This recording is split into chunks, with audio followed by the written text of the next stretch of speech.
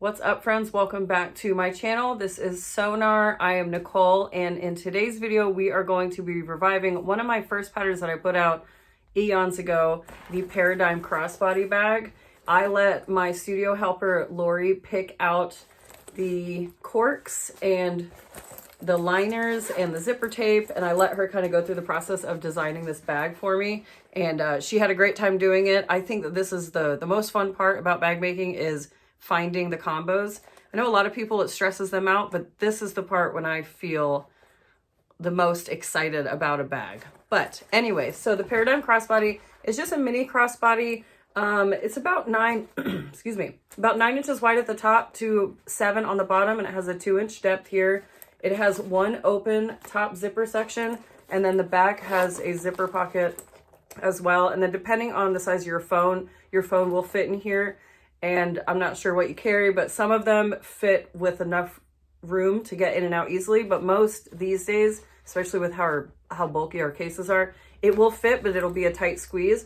But I like to put like chapstick or coins or whatever, the random superfluous stuff that always inevitably ends up in bags. That's a great pocket for that. And then this big main section is great for, you know, your wallets and whatever else it is that you may carry. I am using cork from Fabric Funhouse. This is the mint color and then golden slate waves, and it has like a nice gold undertone down there, so it's, you know, subtle but fancy. And then I used golden slate waves for my strap. I use the mini D anchor or mini D rings. I sell these on my website. All these links will be below. The zipper tape I got from Sullivan's Trim. It's like a cool ashy gray kind of color. And my tag is from Lihu Imports on Alibaba. My zipper pulls are from Waywack. These are the donut pulls. And let's see, I lined it using Decaville Light.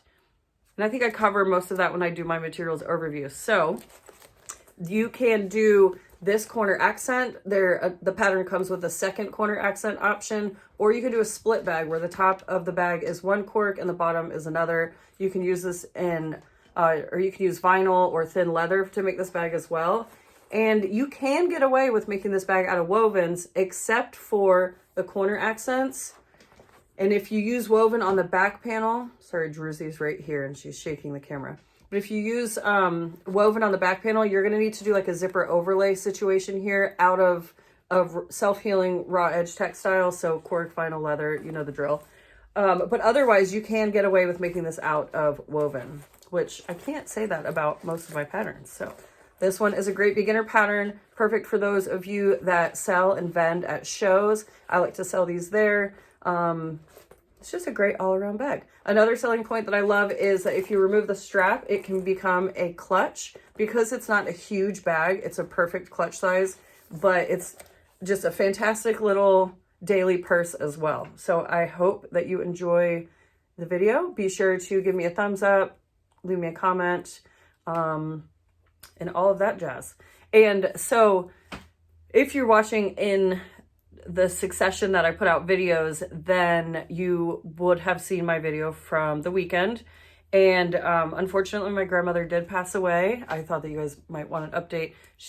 My last video, she was coming home to go into hospice. She passed away last Saturday on April 20th, super early in the morning. And this has been a long, long week. Last week was one of the worst of my life, but I read everybody's comments. I didn't respond to everybody, but I really appreciate your sincere condolences. That was really nice and helped lift me up when I was having a really rough time. So I appreciate you. And yeah, that's just my little life update. I will be back soon with new content. And yeah, I hope that you're all doing well.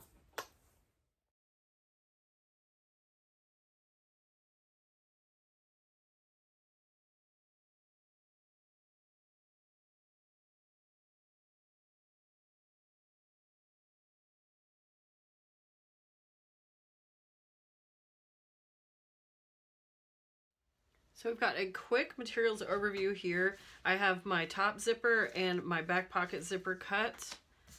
I got these from Sullivan's Trim, and then I am using these as zipper pulls, the big donuts. These are from Waywack.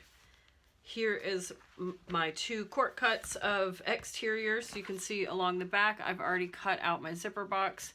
Oh, also we have an orange kitty. He never hangs out in here, but this is Salvador Crinkus, the Ginger Magnificent, blessing us with his presence today. But anyway, so we have a mint cork, and then we have golden slate wave corners here. And so I used my template set to cut these out, like so. The template set also comes with this cool design as well, which is a fun corner accent. Or you can just leave the bag plain on the front. And then I also use the template to mark and cut out my zipper box as shown. And then I have my 2 interior pieces. And then instead of doing the traditional strap attachments, I'm going to be using the mini D-rings. These are on my website. I love them for the Paradigm. They're so nice and subtle and tiny, but they're super strong as long as you set your rivet correctly. And then I'm using my name tag. That's what that's called. I realized though when I was getting all of this ready to go that I forgot to cut out my back pocket linings. So I figured I will show you how I do that using my template. So I have my fabric here, and then I have my 2 templates here. So I have the lining pocket top, lining pocket bottom. All of my templates have the needed information. So the birthing hole tells you how many to cut, and they all come with hang holes as well. These look a little funky because I did not peel off the clear protectant on them, but if you purchase these, you just peel that off and then they're nice and crystal clear. But the reason that these are so handy is because, especially with your cotton fabric, say I was using like a fun floral and I wanted to fussy cut, that's what these are perfect for. Now this print obviously is not different. It doesn't have a lot of change throughout, so I can really get away with cutting wherever.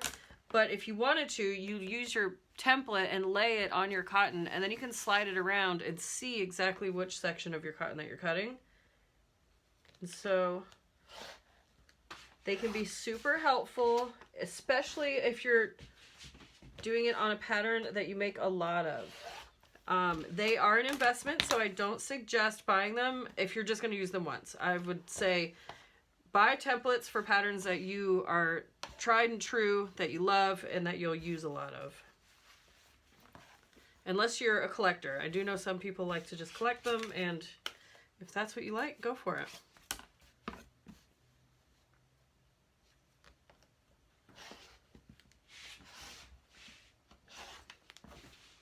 I know some people prefer templates because whenever you're cutting out the paper pattern, you know, you just gently keep trimming it in and in and in, and it over time it gets smaller. And so these are nice to have because obviously you can't cut this, and it maintains its shape properly over time. All right, let's get this out of the way. And then I just need to cut out some interfacing. And so the stabilizer that I have on my lining pieces up here is Decoville Light, and so I'm going to do the same with these. And I just found a piece in my scrap bin, and I've gotten in the habit of cutting my interfacing to leave the bottom 3. All right, not sure what happened there, but the video cut off. But as I was saying, I've gotten in the habit of leaving the bottom 3/8 to a 1/2 inch without any interfacing, because then when I flip the bag through and I turn it through my pocket, whenever you are closing up the birthing hole, what happens is it leaves that bottom section unstabilized, and then it's a lot easier to sew together and to tuck inside the bag, so then it's not like leaving a big seam and all that. So anyways, that's what I'm going to be doing for these guys here. So again, just using my templates, and as you can see, I'm going to leave off this bottom section about a 1/2 inch.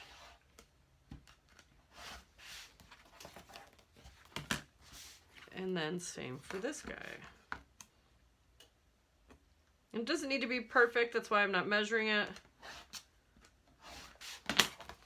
There we go. So now I'm going to go ahead and get these interfaced, and then I'll be back and we will get started on construction. So I just wanted to show you real quick. This is how it looks when it's interfaced. There's just this bottom section that is loosey-goosey, and that'll help later on in construction. And of course, if you're using directional fabric or directional print, make sure that you're leaving the gap along the bottom edge. And before I put these away, I wanted to also point out that you get the split bag template as well. So you basically get 2 template sets within this, which is pretty standard with every bag that I offer that has multiple sizes and such. All of my templates reflect that as well. But yes, if you're interested in templates, pop on over to the site for those. All right, so I am going to be grouping the steps, like doing all the prep work and kind of working on each panel as I go, not individually, but as a group. So the first thing I'm going to get started is I need to work on this back panel here. So I'm going to install my name tag first. And if you've never used these, I got these from Lihu Imports on Alibaba. They were super easy to work with. And I got a 2" by 1" and I just sent them my logo, and then yeah, they sent me these. So I love them. I really think that they add like a nice elegance to my completed bags. And I've been using them for a while now. But so I just line up my ruler and then I find the center and then I use the prongs to mark where I need it to go. So I find my center and then I'm just applying pressure here and kind of wiggling it around to leave indentions in the cork. And then you can see where I need to cut and add my tag.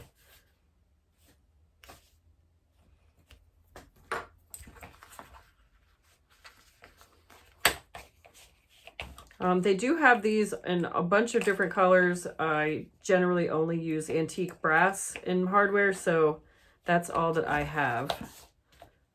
But super simple to attach, and I love the way they look. And if you want to, you can add some duct tape along here on the back side, but I don't find that it's necessary. But if that's what you want to do, go for it. Next, we need to get our zipper into place. And so before we do that, we need to add a pull. So I'm going to burn the edges of my zipper, get all the little fuzzies off. Add a pull.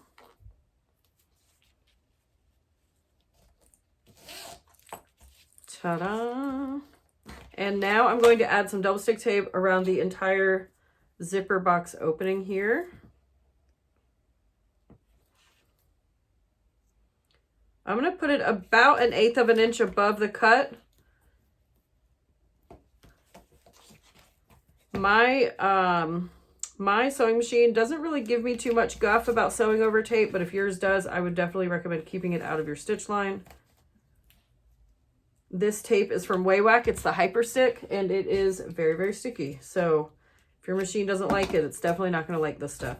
But it does work really, really great for sticking things down. I just remembered, I always like to seal this edge, this raw edge on the inside of the zipper box, because when it's being used all the time, the zipper pull is going to agitate the cork here, and it can cause some, not fraying in the traditional sense, but it will put off some little tiny hairs. So I want to seal that first, so then I can, you know, ensure that it's not going to do that once this bag sells. I'm just going to lightly burn. Then I'm just using clear Mod Podge here, and I'm just going to put a quick layer around all of these edges.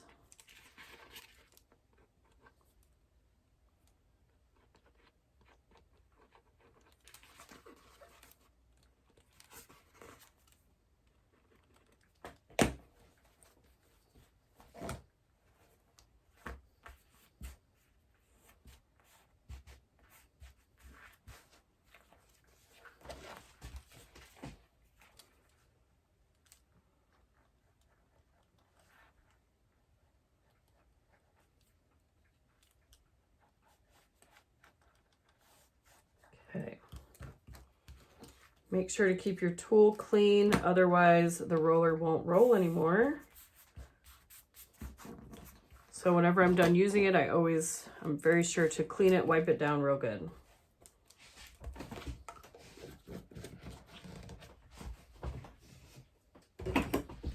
All right, so I'm going to peel this double stick tape. And I'm going to center my zip in the opening. So I like to lay my pull right on top of my zipper teeth to keep it out of the way. Make sure that my tape is nice and straight. And then I'm going to lay the zipper teeth centered in the zipper tape, or in the zipper box opening.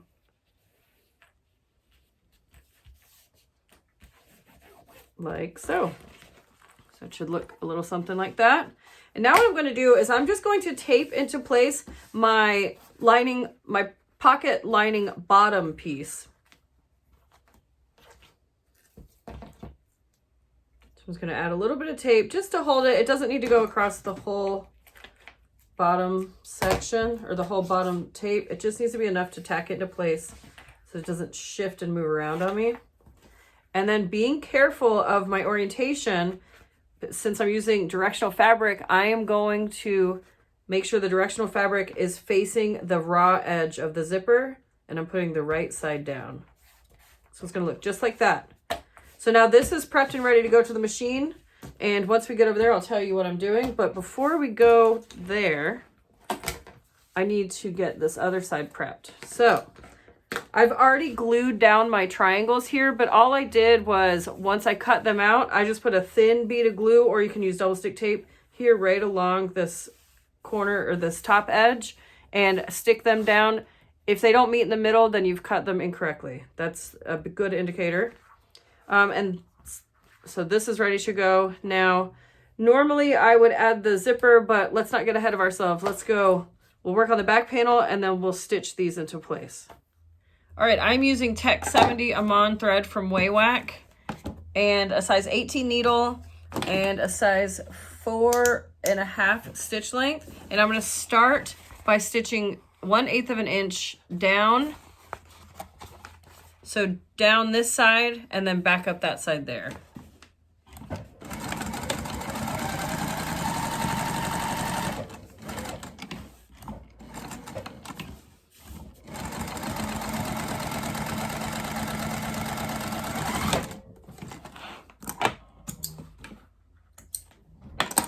Should look a little something like this. Looks good, looks good.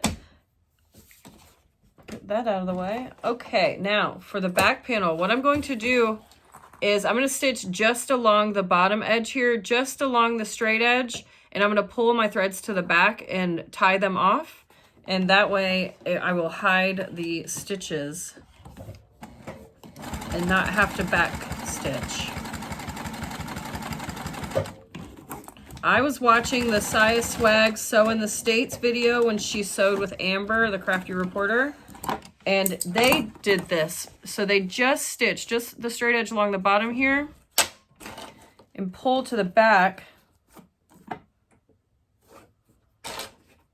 and tie off. And then when you attach the top of the pocket lining, it hides the stitches a lot better, and it's a little bit easier to maneuver because normally I would tape both of the linings into place and it can just be kind of cumbersome.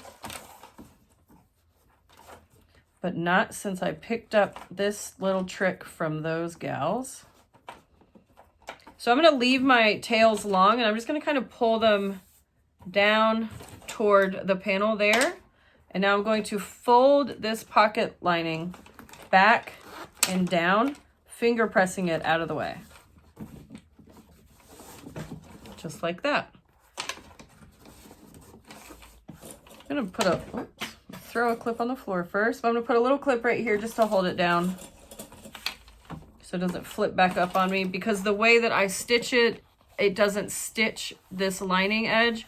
And so until it gets trained, it sometimes can want to pop back up. But now what I'm going to do is add a piece of double stick tape here across the top edge of the zipper. If I can find the end here. Okay.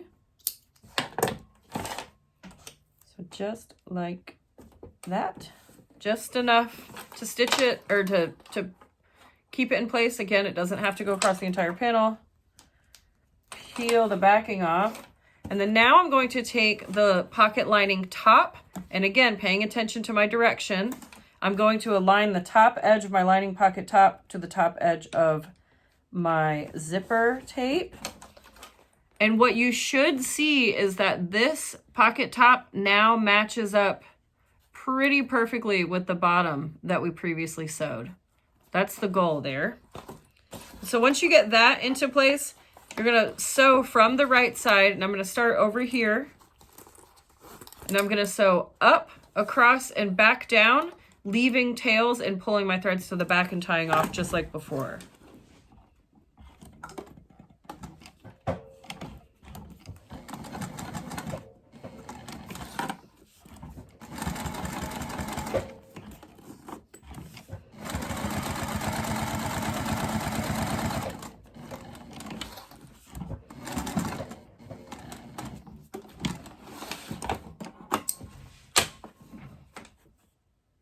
I had a patron tell me recently, shout out Michelle, that I kind of like throw stuff around in my videos. And I just thought that it was really funny. And I catch myself doing it now where I'm just kind of loud and kind of tossing my tools around. I don't even notice that I do it. I think I'm just a mover and a shaker.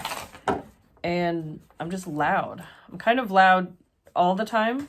Like when my husband is sleeping and I get up in the mornings, it's all I can do not to like cause a symphony just making coffee. I don't know what it is. It's just a special trait of mine. But yeah, so shout out Michelle. I've been trying to pay attention to it now though. Okay, so now we need to close up this back pocket area. And so what we should have is these two sections that are uninterfaced. We should be able to have a nice guideline, a stitch line here to follow whenever we're stitching up the back pocket. So I'm going to stitch down across the bottom, and then I'm going to create the little L stitch. Then I'm going to skip over the majority of the bottom here, and I'm going to stitch up this side. But this is where our birthing hole is going to be, so I'm going to leave a large enough birthing hole to where I'm not cursing myself later. When I stitch this pocket closed, I like to pull up the right side of the panel and expose the zipper tape here. So I'm going to expose the zipper tape, and then when I sew, I'm going to start sewing across the zipper tape just to lock that stitch, or to lock the tape into place even more so, give it some more stability. And I'm stitching down to the uninterfaced section here. Add some stay stitches and create my little L shape. Skip across the majority of the bottom and do the same thing over here.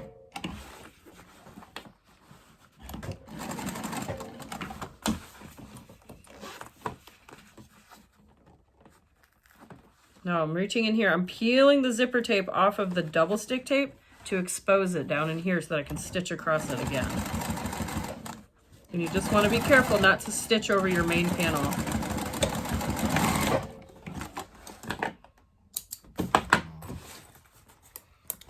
So there's our completed zipper pocket exterior back panel. And that's what it looks like when it's open. And then here along the back and down here we have our turning hole ready to go. We are going to be working on the front exterior panel now.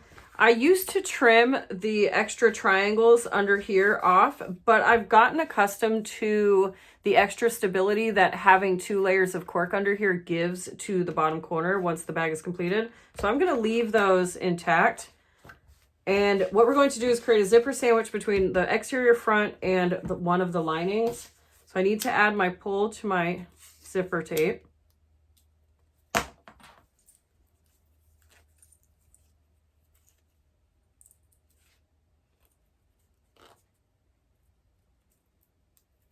Now, if you want to, you can do this at the very end, but you run the risk of having your panels be a little off from each other. So I like to do it and work around the zipper pull during construction personally, but you do whatever you want. I'm going to add a piece of tape here across the top of this panel. I'm going to switch over to 1/8 inch tape just because I want to be sure that I don't expose any tape later on. I want to be sure that I'm stitching over all of it since this is going to be the exterior of the bag.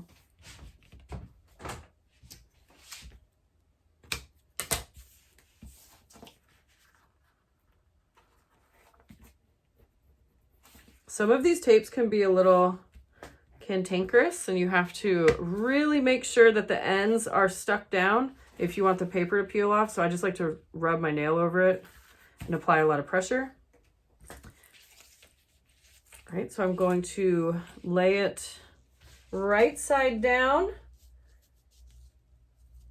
And I'm going to just trail it off just a touch over here on the right hand side because I want the majority of my tail to be off the other end in hopes that I can keep my pull out of the way. I might not have cut my zipper tape long enough to do that. Yeah, it's not quite long enough, but generally if you leave about an inch or so, you can have your zipper pull threaded on your tape, but you can have it off of your main panel. So it's never going to be in your way to cause issues. But I didn't leave enough. But you can on the next bag maybe. All right, so I'm adding another piece of tape here.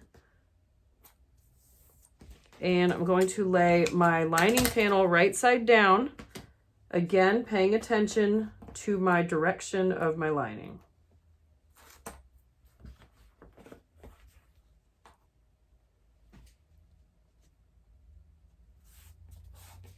Just like that.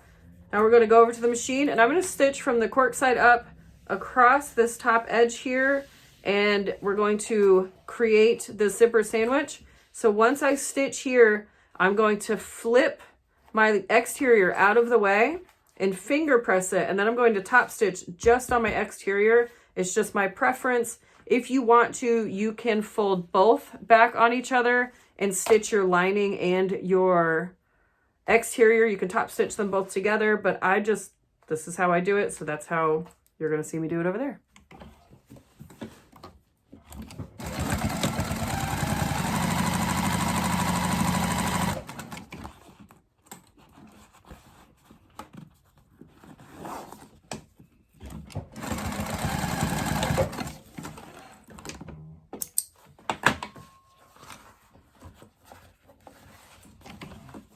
I'm going to add a couple of stay stitches here on my zipper tape, just so I know I'm not going to accidentally pull my zipper pull off.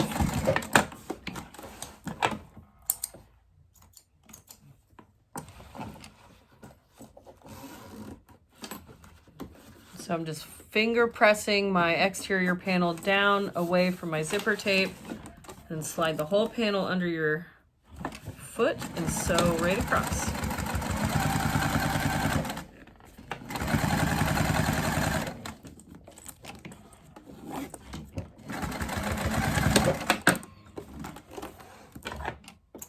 So now we just need to repeat that entire process on the other side of the zipper tape with the exterior back panel and the remaining lining panel. So I'm just going to fold my lining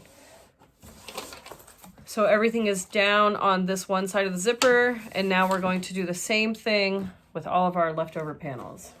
So I'm going to add some tape to my exterior panel here.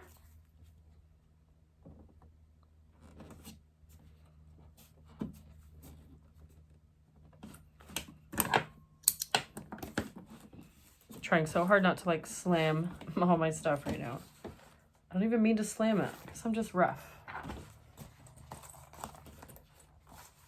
All right, so I'm paying special attention to ensuring that my panels are lined up on the right and left side edges, because this is also another opportunity to get your placement incorrect, and then your whole bag is just kind of cattywampus. And we don't want that now, do we? All right, so I laid that panel right side down, and then now I'm going to lay my lining panel on top of all of that to create the other side zipper sandwich.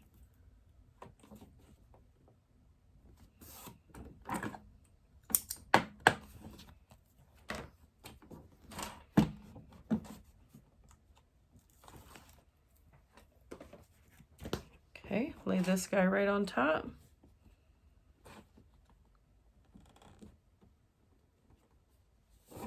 There we go. So now we're going to stitch cork side up across to get this zipper, this side of the zipper tape in place. Now I'm going to move my zipper pull out of the way, so carefully keeping a couple fingers on the zipper tape over here so that nothing was shifted and moved around.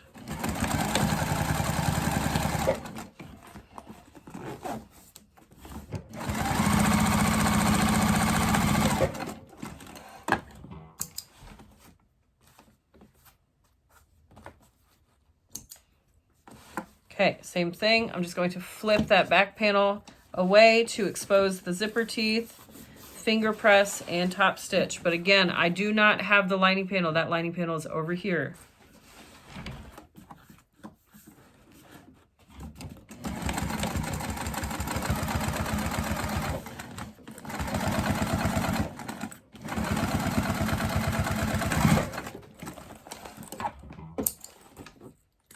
Go trim those threads.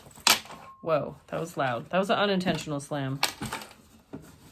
All right, and then you can finger press so that your linings are facing away and that your zipper tape is now exposed. This is what we're looking at now. We have all of our 4 panels are now sewn together. Ta-da. So to attach the D-ring rivets, you have 2 options. You can do it now and only attach it through your exterior. Do it just like that. What I tend to do is I do it at the end. So then you can go through both the lining and the exterior. It kind of holds it into place once the bag is complete. And it just adds a little bit more stability to the rivet. But if you wanted to not see the rivet on the inside of the bag once the bag is complete, I would suggest attaching these rivets now. I like to attach them about an inch and a quarter in from the side edge, and I do them on opposites like so. So if you want to do that, you would mark where you're gonna punch the hole, and then put your rivet through and attach your D-ring rivet. But again, I'm gonna do that at the end. But if you want to, go for it now. All right, next step, very important. Unzip your zippers. If you're using Zipper by the Yard, generally, if you accidentally forget to unzip your zipper, it's not too challenging to reach in and unzip it from the back side. I can show you on the big one. But a lot of times you can just reach in and use your nail and push it open. But if you're using like a pre-cut zipper, it's a lot more challenging to open once the bag is complete. So it's best practice to unzip now. So unzip till they're both about halfway. Going to fold my exteriors together and my linings together. And in a perfect world, what should happen is everything should meet up nicely and the zipper should be centered. A lot of times it doesn't work out like that. So what I like to pay attention to is I'm looking right here at these 2 side seams, and I want to make sure that those are nice and straight. So I'm going to put a clip right there and then turn my panel over and do the same over here. And once I get these 2 sides figured out, then I kind of let it rest where it wants to, and it actually looks pretty good. This side looks a little haywire because I have all of my threads, but I don't want to trim those because those are my tied threads. So act like you can't see them. That one can be trimmed.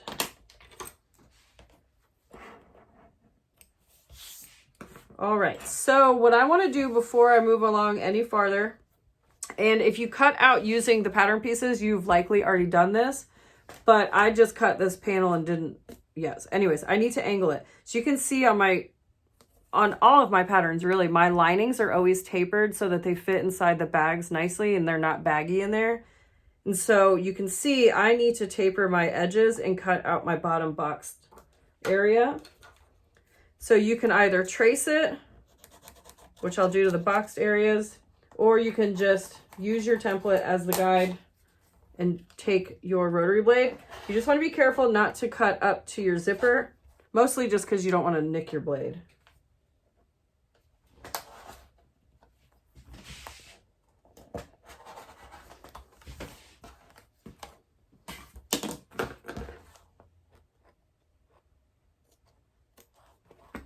So now I'm going to use the lines that I drew to trim out these boxes.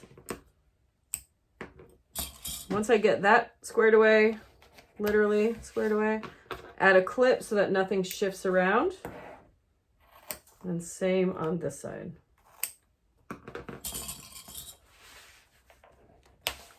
And then you can see I originally had my boxes cut out on this one, but this side got covered because I put my triangles here. But I'm just going to use these boxes as my guide and trim the panels so that I can see the box cutouts on all 3 cork pieces. There we go. So next thing that we want to do is we are going to sew around the entire perimeter. And whenever I'm getting to my corners down here, my box corners, I'm going to sew until I get to the edge. I'm going to do a couple back stitches. And then with my needle down, I'm going to lift my presser foot and I'm going to push this next edge to meet up with that one and continue sewing. And what should happen is it'll create all these little puckers, all 4 corners, and it'll help us whenever we are splitting our boxes open to create the box bottom edge. So I'm going to do that as I go around, and you'll see it in the video. You can kind of just start wherever you want. So you get down here, and then you're going to get as close as you can, back stitch. I'm pivoting with my needle down, my presser foot is up, and then I'm just going to slide this up to meet up with my presser foot and then just continue sewing.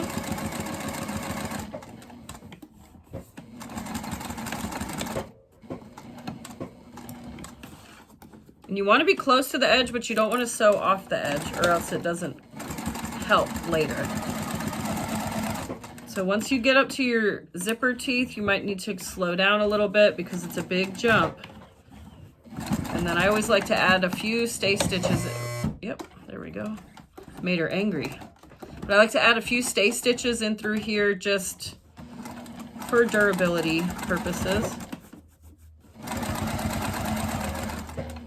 All right, I'm gonna move you around. Let's see if I can't give you another view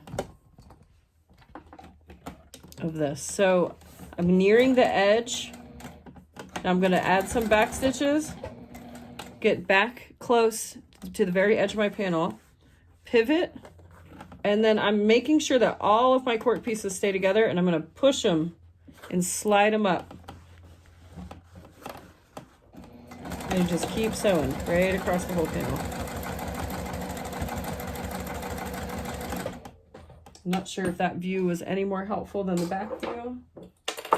So let's see if I can get you situated over here.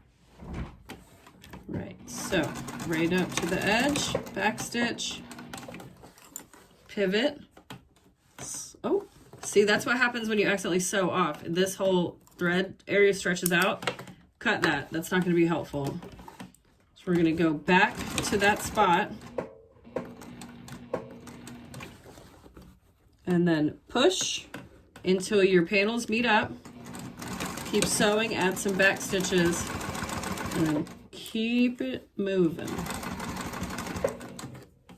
All right, we're coming up to the other side of the zipper here. So I like to stop periodically, lift my presser foot, alleviate the tension and the pressure, and just let it walk like it normally wants to walk in through here.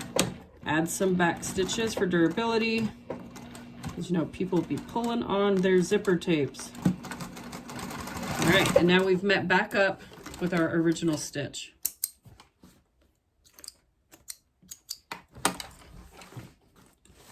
Okay, so now we get to box our bottoms. Get some of this stuff out of the way. So I'm gonna reach in through my zipper opening, and you can push the zipper tape open all the way on both the pocket and the exterior. So now my hand is up here, and what I'm going to do, I'm not sure what you can see, scoot you back a touch. So now what you do is you just kind of push. See, so it kind of looks like that. It's kind of messy, but you just push. And then because your stitches touched as you were sewing these panels together, your box fits perfectly. There's no guesswork with trying to lay your seams together. And so I just kind of take my fingers in here and I spread them open, and it applies even pressure to both sides. And then you just kind of maneuver it, lay it down. I lay one seam going one way and one going the other. Pop a clip in there to hold it into place. And then we're going to do that on all 4 box corners.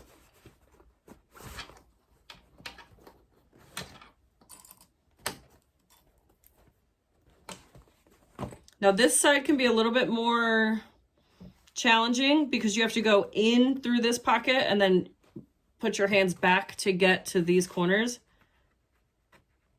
but it can be done. So little fingertips, push open, and then butterfly those seams, add a clip. Alternatively, you can try to just grab both sides. It can be a little bit of a challenge, but it can be done as well. Grab both sides and just kind of, you know, rub your fingers together so that it separates. I just like the sure feeling of knowing that everything is separated correctly whenever you separate it with your two fingertips. Okay, so we have all 4 box corners ready. Now what we need to do is sew these with a 1/4 inch seam allowance. So I'm going to do that for all 4.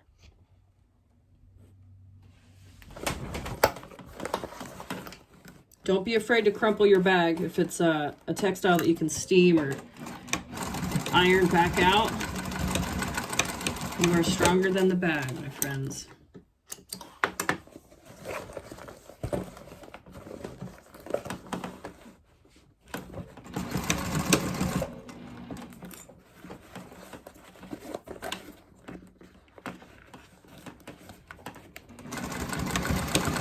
I always had a lot of stay stitches over these joins. It's just a habit that I've gotten into. Just feel like it's best practice. So that way, if it ever gets to be like a stressed out seam, then there is some extra stitches to help it stay put. You have to really abuse it to pop through all the stay stitches that I add across these box bottoms.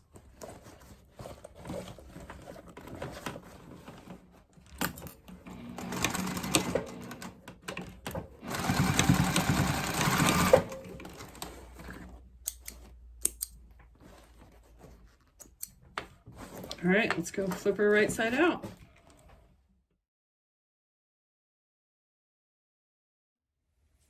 All right, so if you want to at this point, and if you have a lot of variation in your seams, you can trim those down. I like to trim down my lining, especially the boxed corner, just so that way it sits nicely whenever the lining is inside the exterior. And then I trim down my zipper tape.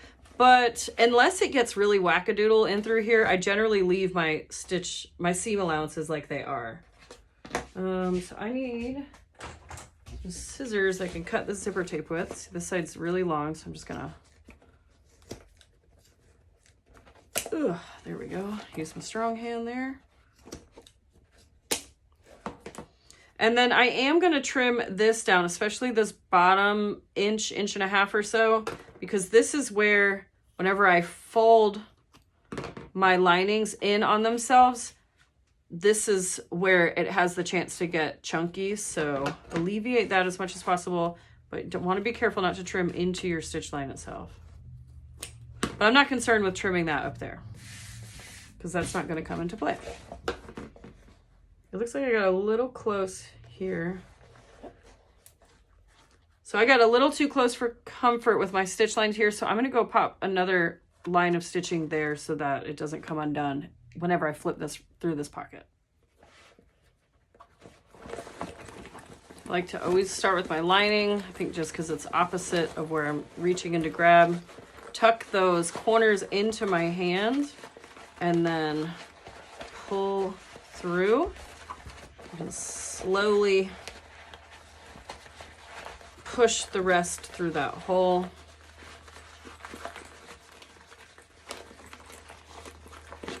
Once I get it to about there, I like to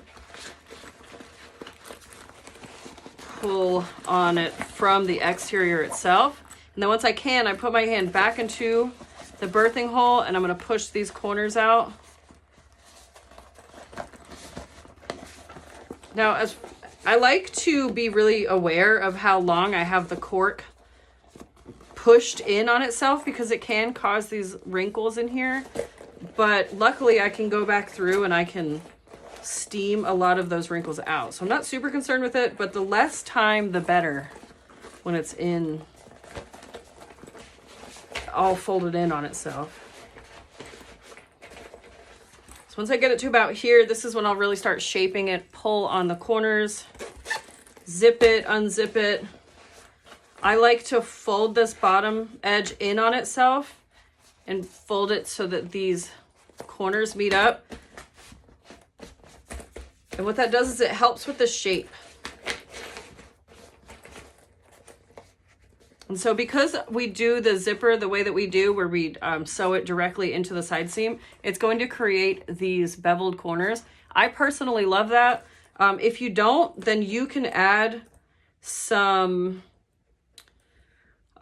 zipper ends to the zipper tape and make it shorter than the panel, and then install it the same exact way that we did this construction. But if you follow the pattern, the way that I wrote it is for these corners to be folded in on themselves. But if you want to kind of wiggle them out, you can certainly make that bevel a little bit smaller by pushing and applying some pressure on that corner and then pulling on it. And then same thing with this one. You can just kind of pull on it and then push it back out. So as I was editing the video together, I realized that I never showed closing up this back birthing hole. So here is that quick update, because video did not lie. I came in here and checked the bag. I had it hanging up on the wall, and I sure did not close this. So I just pull it up out of the hole gently, and then because I left the interfacing, the stabilizer in here, off of this bottom edge, what you'll notice is that the cotton will fold around it perfectly. So you're going to grab a clip, and following that fold line that the stabilizer creates, add a clip, and then do the same on the other panel here. You can kind of pull on it as needed, of course, to align everything correctly. And just add a couple clips just so everything stays put whenever you are sewing it. Now, if you didn't leave your interfacing out of the seam line like I did, that's fine. You're just going to fold it all in, and you just want to encase those raw edges to the inside of the pocket and then just stitch it like normal.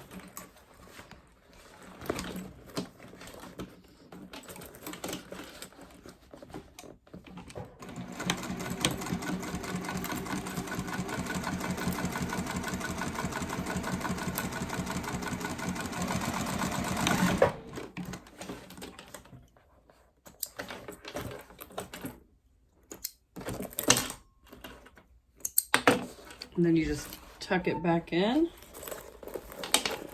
and get it all resituated. If you need to, you can take a chopstick or something and poke those corners down so that they're not turned in on themselves, so that, you know, they lay nicely when the bag is open.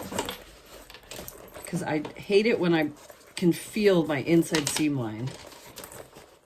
Yep, so once you get that all sewn up, then you have a closed zipper pocket and a completed interior opening as well.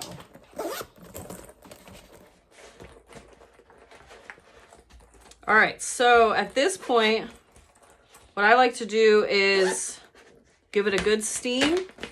I'm going to heat up my iron, and I'll be right back. So I've got my little guy all heated up. I've got my spray bottle, and then I have a piece of 100% cotton fabric.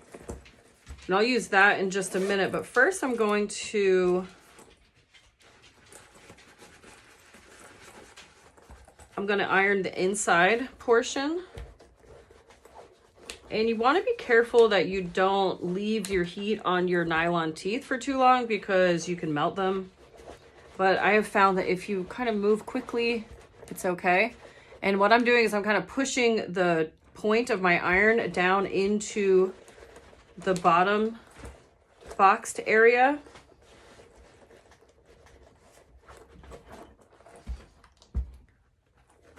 And you could see that it seats really nice in there. There's no bagginess. There's no like excess in there, which is, I love that. I don't love a baggy lining.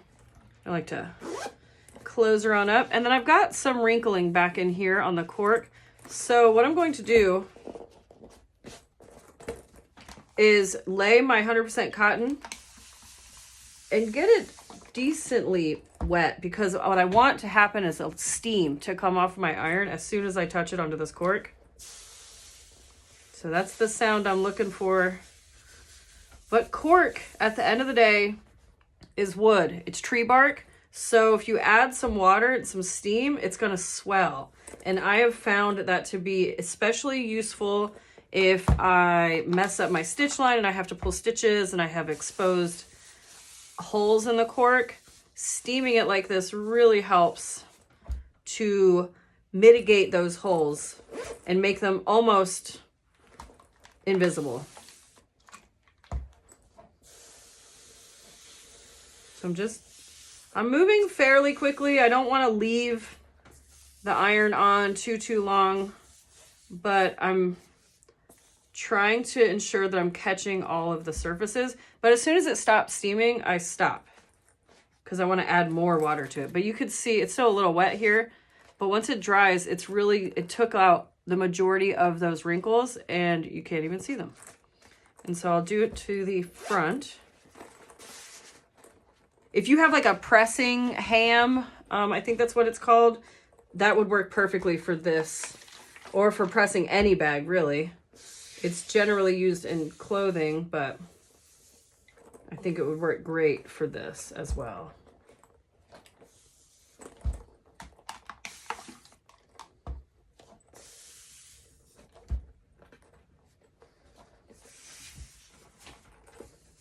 You do want to be careful because cork isn't very thick, and if you do happen to hold the iron on a spot a little longer than intended, you will feel it through the inside of your bag, and it does not feel good.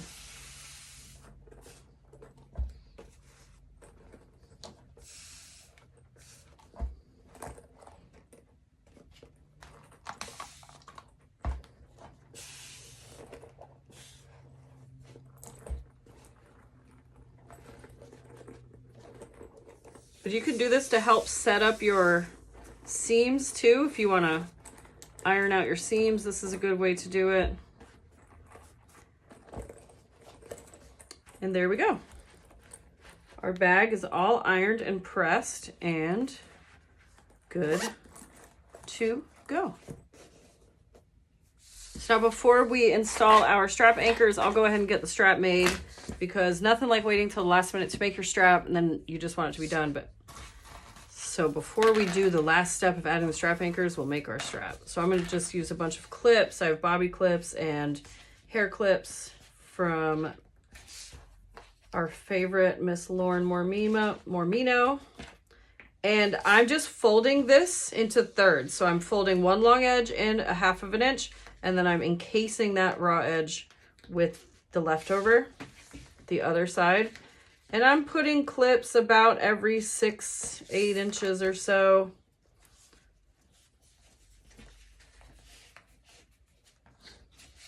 And I'm going to work all the way down the entire panel. Now you can use double stick tape here if you want to. There's really no right or wrong way to do this. Whatever gets you there in the end that's the important detail.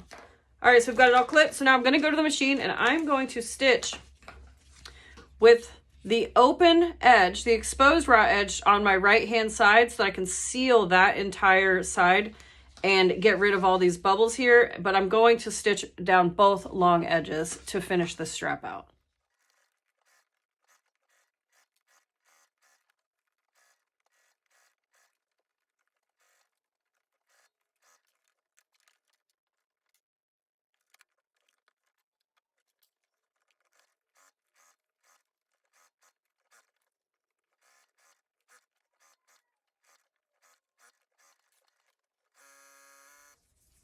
All right, we are going to finish up our strap real quick. So, just like to nip my little corners there. And now the side that I started on, that I have the back stitching on, is the side that I'm going to feed up and over the middle adjustable part of the slide.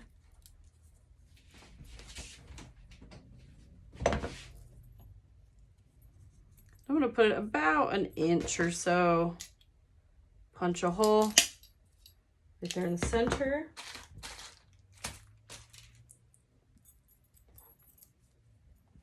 And then put a rivet through.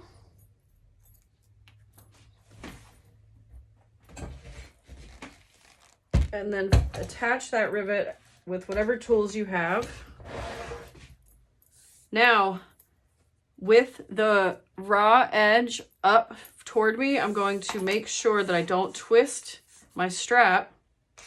And I'm going to feed my lobster clasp onto it. So I'm putting the actual bracket toward this side, toward me. This is technically the inside of the strap. So you want the lobster clasp to be facing the outside.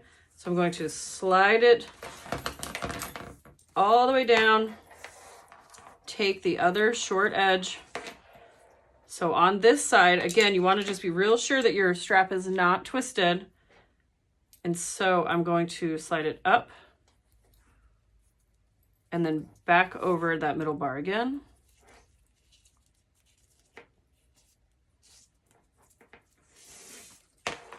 And then being careful to, again, watch for twisting, I'm going to feed this end through the other lobster clasp, about 1 inch, punch a hole and set a rivet.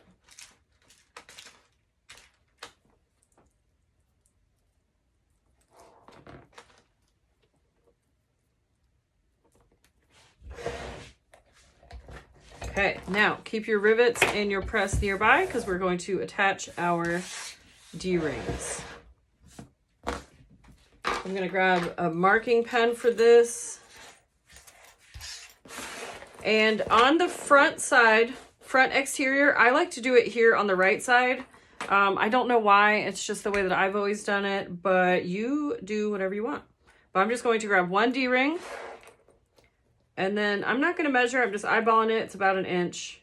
And what I like to do is line up where this folded edge of the hardware is to this top folded edge of the cork. And kind of rest it there. Mark my hole. And then I'm going to flip and do the same thing on the back side. Now on the back side, you also need to make sure that you're doing it on the right side so that they're on opposite edges. So again, it's about 1 inch or so, lining up that top fold on the hardware. And then you make your mark. So I've got my mark here, and I've got my mark here. So I'm going to unzip, and I'm going to keep these 2 panels as flat as possible. So I'm kind of maneuvering it. I'm making sure that it's not shifting and moving.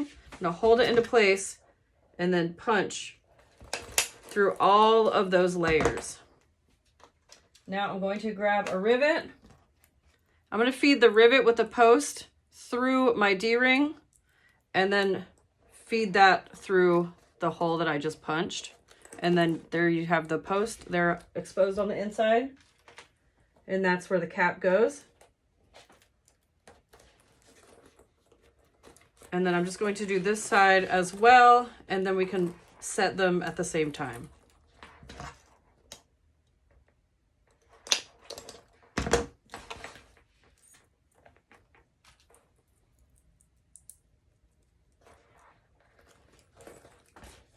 Now, if you want to, you can do a little washer there on the inside. That will definitely add some stability and it will ensure that the rivet won't pull through the hole over time. But again, you do all of this stuff at your own discretion. Do as you want. I am not here to tell you exactly how to do it. I'm just showing you how I do it. So now I'm going to carefully set the rivet using my press and repeat for this other side here.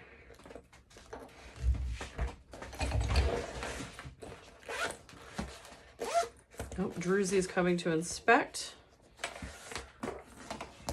Now, whenever I clip my strap, I like to have the side that's farther away from the adjuster.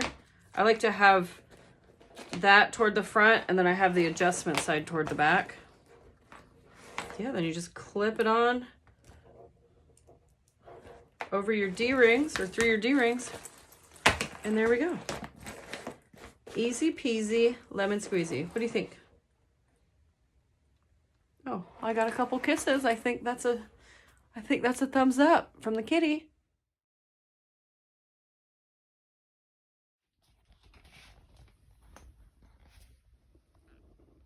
All right, friends, we are at the end of yet another construction video. I hope that you enjoyed this tutorial on how to make my Paradigm crossbody.